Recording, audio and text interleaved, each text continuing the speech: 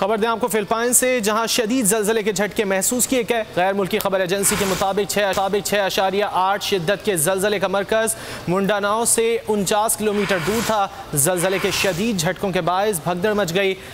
खबर एजेंसी के मुताबिक अभी तक किसी जानी नुकसान की इत्तला नहीं मिली है।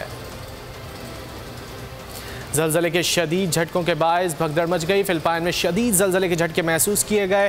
गैर मुल्की खबर एजेंसी के मुताबिक 6.8 शिद्दत के ये ज़लज़ले के झटके थे, जिसका मरकज़ मिंडानाओ से 49 किलोमीटर दूर था। ज़लज़ले के शदीद झटकों के बायस भगदड़ भी मच गई थी। खबर एजेंसी के मुताबिक अभी तक किसी जानी नुकसान की इत्तला नहीं मिली है। खबर दें आपको फिलिपाइन से, जहां शदीद ज़लज़ले के झटके महसूस किए गए। गैर मुल्की खबर एजेंसी के मुताबिक 6.8 शिद्दत के ज़लज़ले का मरकज़ मिंडानाओ से 49 किलोमीटर दूर था। ज़लज़ले के शदीद झटकों के बायस भगदड़ मच गई। खबर एजेंसी के मुताबिक अभी तक किसी जानी नुकसान की इत्तला नहीं मिली है।